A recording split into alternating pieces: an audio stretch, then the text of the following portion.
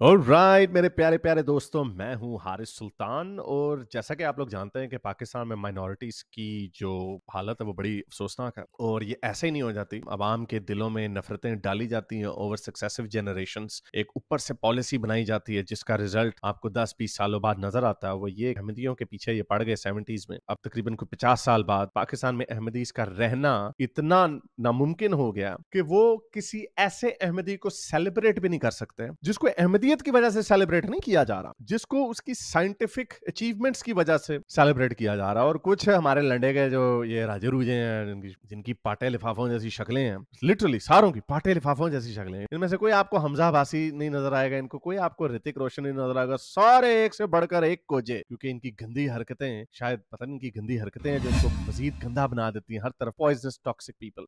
तो राजे ने भी एक वीडियो बना दिया जिसने प्रूव कर दिया है जिसने प्रूव कर दिया है कि डॉक्टर अब्दुल सलाम जो है वो एक फ्रॉडिया है, और जो नोबेल प्राइज उसको मिला वो फ्रॉड है, यानी एमी नोबेल प्राइज उसको दे दिया। इसके पीछे कंस्पिरेसी थ्योरी होती है, वो ये कि भाई उन्होंने इसलिए, जैसे मलाला को नोबेल प्राइज दे दिया क्योंकि एंटी पाकिस्तान है, तो भाई मुझे कब मिलेगा? मुझे भी मिलना चाहिए ना फिर नोबेल प्राइज, मैं भी तो एंटी पाकिस्तान हूँ अकॉर्डिंग टू दीस पीपल। यानी हम जैसे लोगों को प्रॉप अप किया जाता ना, हमारी अपनी जो सोच होती है वो हमारी तो नहीं हो सकती, पीछे से साजिश होती है को गोरे ने छोड़ा होता है। तो इसका मतलब मुझे भी उम्मीद रखनी चाहिए कि किसी दिन मुझे भी फिर नोबेल प्राइज मिलेगा। जाहिर बात हम गोरों का काम कर रहे हैं, पाकिस्तान में सेकुलरिज्म लिबरलिज्म ला रहे हैं, औरतों के हकूक की बात कर रहे हैं, डिसिडेंट्स की बात कर रहे हैं, मजहबी आजादी की बात कर रहे हैं, माइनॉरिटीज की बात कर रहे हैं। तो इस वजह से नोबेल पीस प्राइज नहीं मिलेगा, इस वजह से मिलेगा क्योंकि पाकिस्तान की हम जड़ें काट रहे हैं, क्योंकि ये बढ़िया शक्ला वाले जिन्होंने बहुत आलीशान मुल्क बनाया है उनकी हम कार में निकल रहे हैं। ये इनकी थ्योरी है ना बेसिकली। तो जो राजा है अहमदियों के बुग्ज में इतना अंधा हो गया कि एक सेलिब्रेटेड साइंटिस्ट को, जिसको नोबेल प्राइज मिला, जिसको ग्रैंड यूनिफिकेशन थ्योरी पे उसी की जो वो इंडिपेंडेंटली उसके ऊपर उस कंक्लूजन पे वो आए, स्टीवन वाइनबर्ग के साथ उन्होंने शेयर किया नोबेल प्राइज। स्टीवन वाइनबर्ग भी उसी नतीजे पे निकला जिस पे अब्दुल सलाम निकले, और हालांकि उनके ऑब्वियसली जो रिलीजियस डिफरेंस है बड़ा मशहूर है। स्टीवन वाइनबर्ग को नहीं पता लेकिन Raja, the famous biologist and astute critic of atheism and secularism and desi atheist and और क्या है जी, फेमस बायोलॉजिस्ट भी है, ओ इस्लामिक फिलोसोफर एंड रिसर्चर भी है, बहुत बड़ा वैसे मॉरल फिलोसोफर भी है, और उसके बाद बहुत बड़ा साइंसदान भी है। और राजे को, ऐसी शक्ल वाले को, जो गली में कोई इसको रास्ता नहीं देता, पाकिस्तान की यूनिवर्सिटियों में लोग इसको सर बोलते हैं। देखिए, तो ये पाकिस्तान का हाल है। Obviously this is reflective of Pakistan condition कि क्यों पाकिस्तान का इतना बेड़ा करके। तो एनीवे, ये लड़ाई है, ये चलती रहेगी इन लोगों के खिलाफ। ये वीडियो जो मैंने आपके लिए बनाई वो ये कि अहमदीज के हवाले से, आपको याद होगा भी कुछ दिन पहले अब्दुल सलाम के नाम पे कायदे आजम यूनिवर्सिटी पे उन्होंने एक कन्वेंशन था शायद करना था उनके एजाज में, साइंस के एजाज में। ये नहीं कि अब्दुल सलाम का बिलीफ क्या है, ऑब्वियसली मैं एक एथियस्ट हूं और मुझे अब्दुल सलाम के अहमदी बिलीफ से मुझे क्या लगे, यानी अगर मुझे हर मजहब से प्रॉब्लम है, मुझे हर मजहब से प्रॉब्लम है इंटेलेक्चुअली तौर पे क्या, लेकिन मुझे उन लोगों से प्रॉब्लम होनी चाहिए नहीं, मुझे सिर्फ उन्हीं लोगों से प्रॉब्लम होती है जो डोमिनेंट होते हैं और गंद मचाते हैं। जैसे पाकिस्तान में सुन्नी मोमिन, आपने देखा ना, शियों के खिलाफ नहीं बोलता, क्या मुझे क्या या अली का ज्यादा शौक है कोई? No of course not. आप बिलीव जो मर्जी रखें, जो मर्जी रखें, मुझे कोई इंटरेस्ट नहीं आपके। उड़न खोते पे यकीन रखना है, नो बच्ची के साथ शादी पे यकीन रखना है, औरत की गवाही आदि को नहीं लाओ, नहीं को नहीं, यहाँ पे प्रॉब्लम होती है बिकॉज यहाँ पे आप लोगों के इंसानी हकूक खिलाफ करते हैं। लेकिन अपनी सोच जो मर्जी रखो, बैकवर्ड रखनी है राजा रूजे जैसी, वैसी रखो, शक्लों पे आ ही जाएगा, शक्ल बता ही देगी कि आपके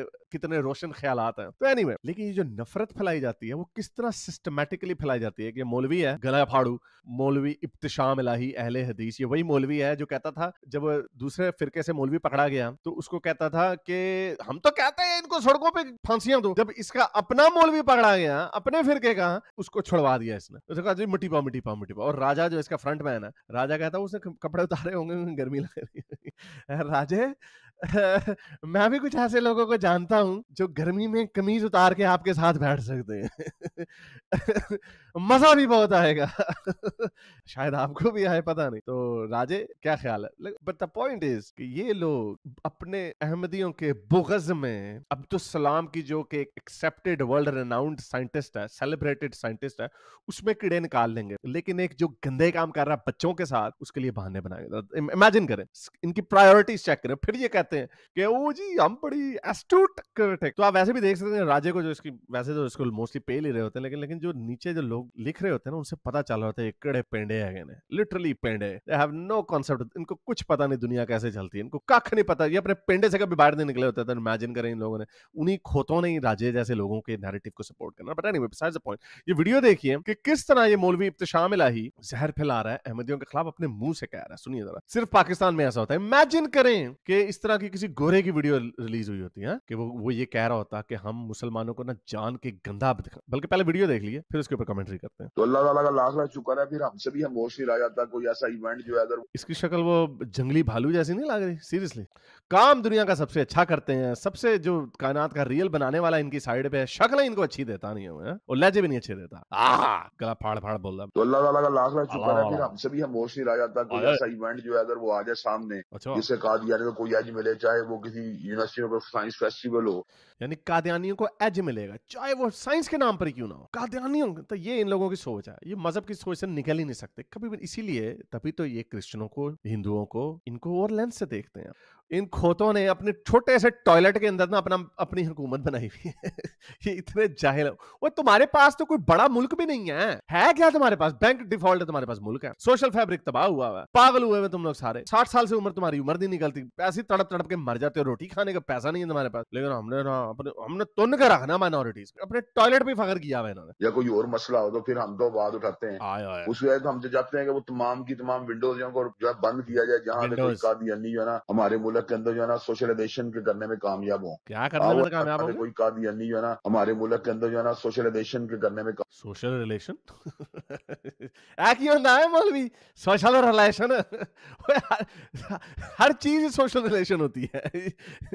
मेरा ख्याल से मौसूफ कहना ये चाह रहे हैं कि वो अपनी पीआर कैंपेन है ना, उसको बेहतर कर सकें, हम उसमें रोड़े अटकाएंगे। जो है बंद किया जाए, जहाँ पे कोई कादियानी जो है ना हमारे मुल्क के अंदर जो है ना सोशलाइजेशन के करने में कामयाब हो। यानी कोई कादियानी जो है वो अपनी पीआर को, अपनी जो इमेज है जो इन लोगों ने जहर उगला हुआ है कि कादियानी गंदे काले चोर वगैरह पता नहीं क्या क्या इनको बोलते रहते हैं, और उनके नबी को, जो कि उनकी सीक्रेट पर्सनालिटी है, मिर्जा गुलाम अहमद कादियानी, उनको गालियां देते हैं और फिर कहते हैं हम तो लोगों के मजहब की बड़ी इज्जत करते हैं। तो पेलो ना फिर की कर दो, फिर पेल देना ना उसे गोरे थानू। स्वीडन में रोज कर रहे हैं ना, फिर क्या कर सकते हैं? गले भी अब तो गले भी नहीं फाड़ते उसके ऊपर, इतने जलील हो चुके हैं, कर नहीं कुछ सकते। लेकिन जो कमजोर के ऊपर इन्होंने अपना जोर जमाना। सुनिए जरा आगे क्या कहता है। आप वाला साइंस का इशू उन्होंने बनाने की कोशिश की कि हम साइंस को नहीं मानते, इसलिए शायद हम अब्दुल सलाम कादियानी की मुखालफत कर रहे हैं। हालांकि हम ये बात समझते थे कि अब्दुल सलाम कादियानी को आज अगर हीरो बना के पेश किया जाएगा तो कल लोगों के दिलों से कादियानियत के बारे में नफरत को जो है ना डिल्यूट करने की कोशिश की जाए। कह रहा हम इसलिए इसकी मुखालफत कर रहे हैं क्योंकि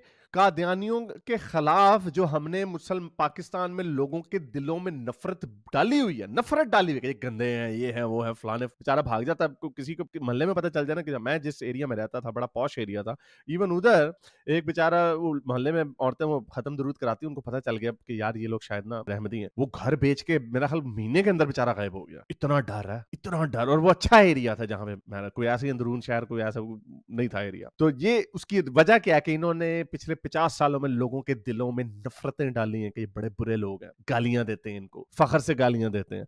तो वो अगर एक अब्दुल सलाम को सेलिब्रेट किया जाएगा तो कहीं वो नफरत खत्म ना हो जाए। तो इसलिए राजे और कोजे इब्तिशाम इलाही, तुम्हें पता तो कुछ होगा नहीं। मेरा बड़ा दिल करता है कि कोई, मेरा ख्याल परवेज हुदबॉय जैसा साइंटिस्ट ना, वो जिस तरह उसने हमजा सोर्सेज के आर्गुमेंट की धज्जियां उड़ा दी थी ना, जिसमें उसने कह दिया था, डॉक्टर हुदबॉय ने उसकी इतनी धुलाई की थी हमजा सोर्सेज की कि हमजा सोर्सेज इस क्लेम से दस्तबरदार हो गया था कि कुरान के अंदर साइंस है, जो scientific miracles of the Quran है ना, हमजा सोर्सेज दस्तबरदार हो गया था ऐसे 10 साल पहले। ये बात है। वो क्यों हुआ था? क्योंकि सारी बात है, परवेज हुदबॉय के साथ फिजिक्स के ऊपर कोई साइंटिस्ट ही डिबेट करेगा ना, वो आगे डिबेट करके ना उसको बताने लग गया परवेज हुदबॉय को कि एम थ्योरी से ये साबित होता है कि अल्लाह मियां है। तो परवेज हुदबॉय भी अपनी लिमिटेशंस के अंदर ही, उन्होंने कहा जरा रुको, जरा इधर आओ ना, जरा बोर्ड पे जरा एम थ्योरी जरा ड्राइव तो करके दो ना उसकी इक्वेशन। दांत निकालने लग गया हमजा सोर्सेज। तो उसी तरह राजे को ना जरा कोई साइंटिस्ट बैठे इसके साथ, जरा बताए ना जरा ये ग्रैंड यूनिफिकेशन थ्योरी क्या है, जरा इसकी थोड़ी सी जरा हमें इक्वेशंस वगैरह ड्राइव करके बताएं ना। कख नहीं पता होगा राजे नु। आप एक दो रटे मार के दो चीजें आ जाएंगे, थोड़ी सी गूगल में सर्चे सुर्चे मार के आ जाएंगे, लेकिन आपको क्या उसकी अंडरस्टैंडिंग आ जाएगी? जिस अंडरस्टैंडिंग के थ्रू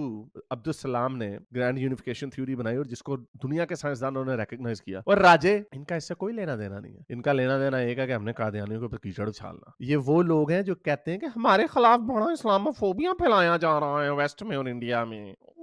तो ये अहमदी फोबिया जो ये फैलाते हैं बड़े फख्र से, खुद अपने मुंह से कहते हैं दुनिया का हर मुनाफिक वाला काम इन मोमिनों ने करना, हर मुनाफिकत वाला काम करना। इसलिए इनकी मजे की बात ये है, ये मैं आपको फिर ये मैं अपनी ऑप्टिमिज्म की बेस के ऊपर नहीं कह रहा, खैर वो भी ऑप्टिमिज्म भी है मेरे अंदर, लेकिन मैं आपको ये बता दूं कि ये जो राजा रूजे इनको जो बेचारों को बोलना पड़ रहा ना कि सेकुलरिज्म के ऊपर डिबेट हो रही है, अब्दुल सलाम के ऊपर डिबेट हो रही है, लोगों के इंसानी हकूक के ऊपर डिबेट हो रही है, ट्रांसजेंडर के ऊपर डिबेट हो रही है, LGBTQ के ऊपर डिबेट हो रही है, ये पाकिस्तान में ये वो टॉपिक्स हैं जो आज से 5 साल पहले डिस्कस भी नहीं होते थे, मेंशन भी नहीं किए जा सकते थे, इनको गैर इखलाकी इमोरल समझा जाता था। लेकिन अब हमने आपके बच्चों के दिलों में ये टर्म्स डाल दी हैं। ठीक है, वो माने या ना माने वो और बात है, लेकिन हमारा जो स्कोप है वो बढ़ता चला जा रहा है। यही राजे रूजे की एक तरीके से हार भी है, लेकिन एक तरीके से फायदा भी है, क्योंकि ये डिबेट जैसे इंटेंसिफाई ज्यादा होती है तो राजे की भी पॉपुलैरिटी में इजाफा होता है। लेकिन एक टाइम ऐसा जरूर आएगा जब हमारी कलेक्टिवली जो पाकिस्तान की सोसाइटी है, मुझे नहीं पता अगर हम बैंकरप्ट होते हैं या नहीं होते, लेकिन उससे पहले जो हमारी कलेक्टिव पाकिस्तान की जो सोसाइटी है उसके अंदर एक बैलेंस आ जाएगा, या एक क्रिटिकल मैस अचीव हो जाएगा सेकुलर लोगों का या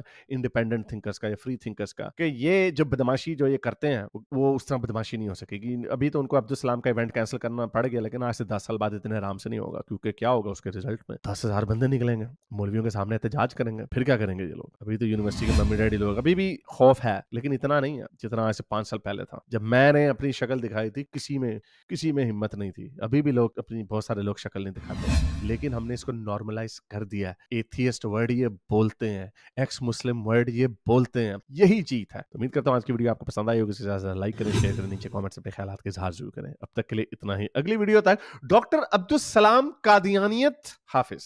थैंक यू। अगर आपको मेरी ये वीडियो अच्छी लगी तो मेरे चैनल के मेंबर बनिए, पेट्रन बनिए, या फिर आप मुझे बाय मी या कॉफी में भी सपोर्ट कर सकते हैं।